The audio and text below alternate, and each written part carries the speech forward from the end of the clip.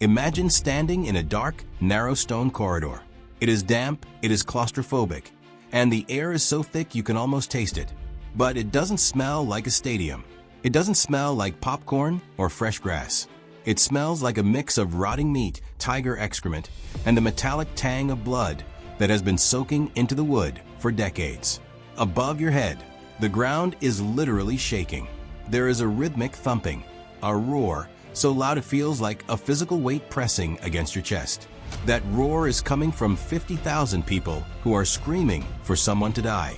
Welcome to the Colosseum, but not the version you've seen in the movies. Forget the shiny armor and the heroic music. Today, we're going behind the scenes. We're going to spend 24 hours inside the most sophisticated death factory ever built by human hands. If you think you know the Colosseum, you're wrong. You've seen the ruins, but you haven't seen the machinery. You haven't seen the industrialized side of ancient slaughter. By the end of this video, you're going to understand why this place was the most terrifying, brilliant, and disgusting achievement of the Roman Empire. If you love deep mysteries that challenge everything you think you know about history, hit that subscribe button and ring the notification bell. It helps me bring more of these epic investigations to life, and it ensures you never miss a moment of the action. Give this video a thumbs up if you're ready to see history rewritten.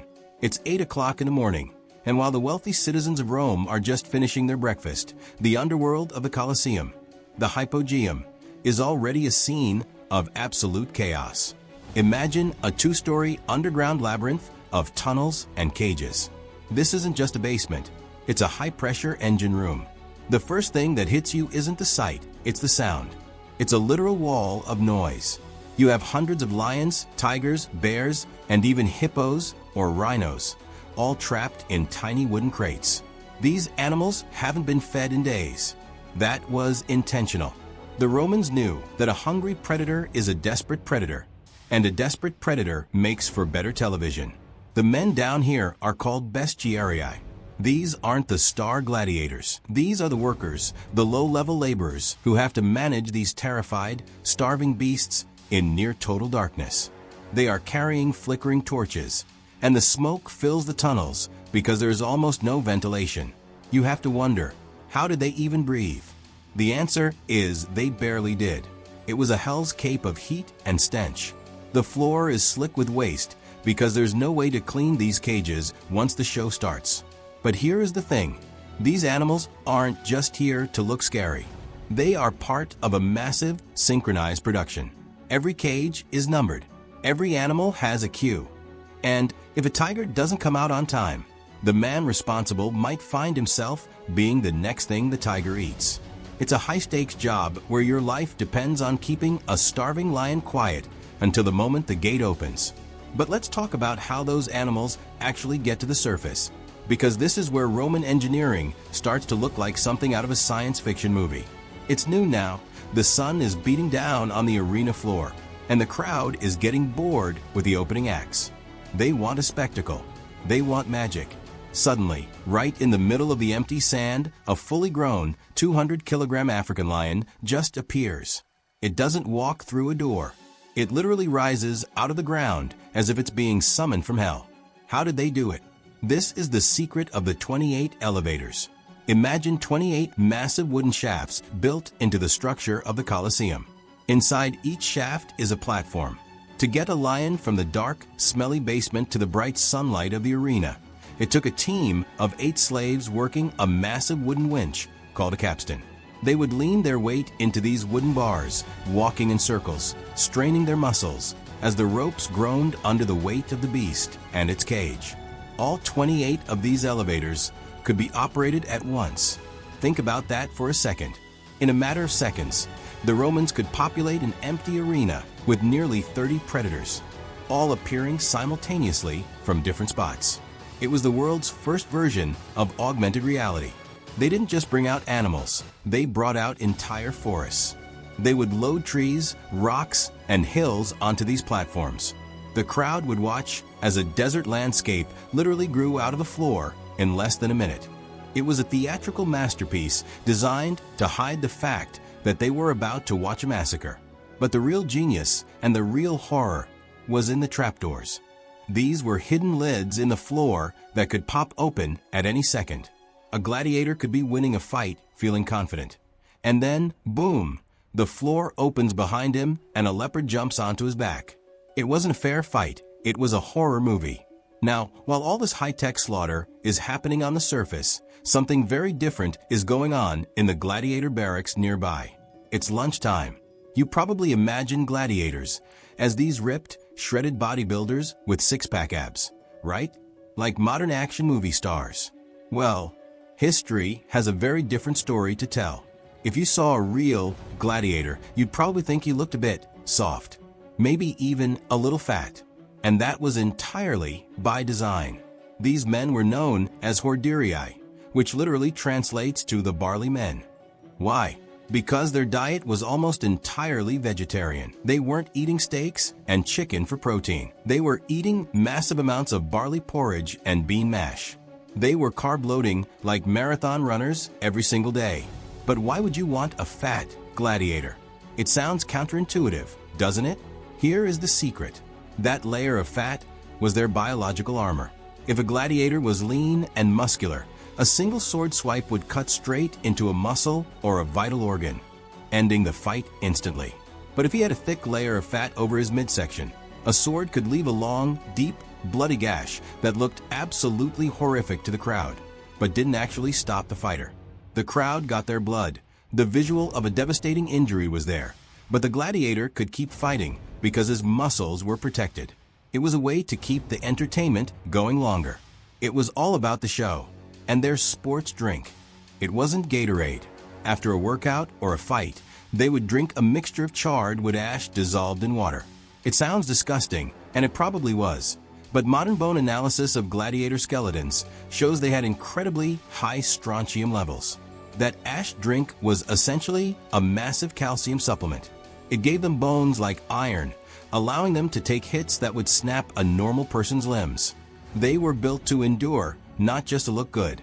They were expensive investments, and their owners didn't want them dying in the first 5 minutes. As we move into the late afternoon, around 5 o'clock, the atmosphere changes. This is the main event time. The sun is starting to dip, casting long, jagged shadows across the arena floor. This is when the psychological pressure becomes almost unbearable. Imagine you are a gladiator waiting in the tunnel. You've had your barley, you've checked your gear, and now you're standing in a stone hallway called the Santa Bavaria. But everyone knows the other tunnel, the one across from you. That's the Gate of Libitina, named after the goddess of death. That's the exit for the losers. It's the one-way door where the bodies are dragged out. You're standing there, and the heat is rising from the arena. The smell of the crowd, 50,000 sweaty bodies, cheap wine, and excitement mixes with the smell of the sand. But here's a detail they don't tell you in school. The sand wasn't always yellow.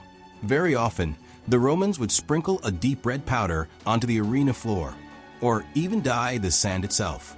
Why? Because they didn't want the visual of the blood to become a distraction. If the sand is already red, the blood blends in. It allows the fight to look cleaner and more aesthetic for the viewers in the nosebleed seats. It was a way to manage the gore to make it part of the scenery. Now imagine the walk. You move from the cool, dark tunnel into the blinding light of the Roman sun. The sound doesn't just hit your ears, it hits your stomach. It's a physical vibration.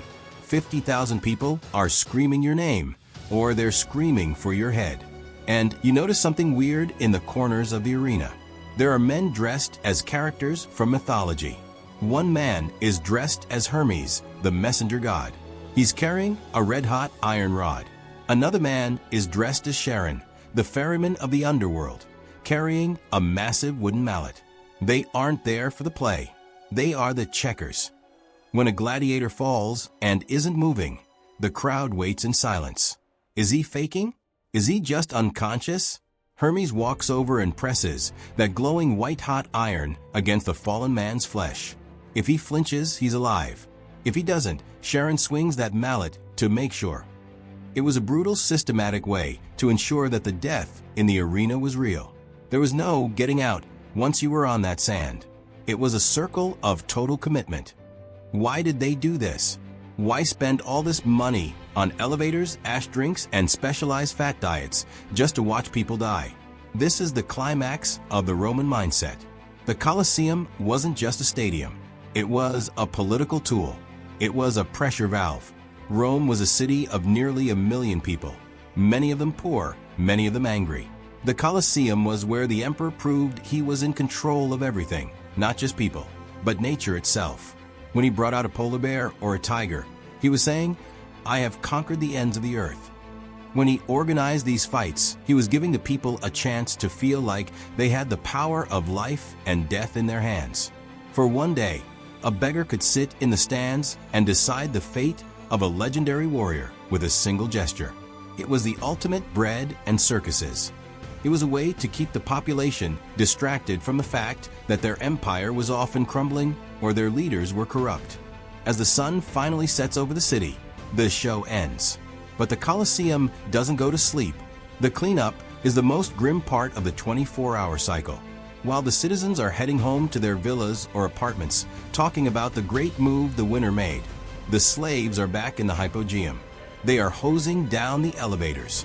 They are dragging the carcasses of exotic animals into pits. They are trying to scrub the metallic smell of blood out of the wooden floorboards before the next day's show begins. The Colosseum is a machine that never truly stops. It's a cycle of preparation, execution, and disposal. It was the absolute peak of human ingenuity used for the absolute lowest of human impulses. We look at it today and see a beautiful ruin, a symbol of architectural genius. And it is that. But it's also a monument to how far a civilization will go to be entertained. It's a reminder that under every great spectacle, there is usually a hypogeum, a dark, smelly, complicated basement where the real price of the show is paid. So the next time you see a picture of the Colosseum or you stand inside those ruins, don't just look at the stone arches. Don't just look at where the emperor sat. Look down. Think about the slaves sweating at the winches. Think about the barley men drinking their ash and waiting for the sun to hit their eyes one last time. Think about the 28 elevators rising in perfect silence. The Colosseum is a masterpiece, but it's a masterpiece of death. It tells us more about ourselves than we'd probably like to admit, about our love for technology, our need for distraction, and the thin line between a civilized society and the hunger of the arena. It's been 2,000 years, and we're still talking about it. We're still fascinated. And that, perhaps, is the most interesting thing of all. The show never really ended. It just changed its shape. If you found this journey behind the scenes fascinating, maybe it's time to look a little closer at the things we find entertaining today. Because history has a funny way of repeating itself, even if we don't use red sand anymore. If you haven't already, please consider subscribing to the channel. Your support is what keeps these long-form deep dives possible. Like the video to let me know you want more content like this, and leave a comment below.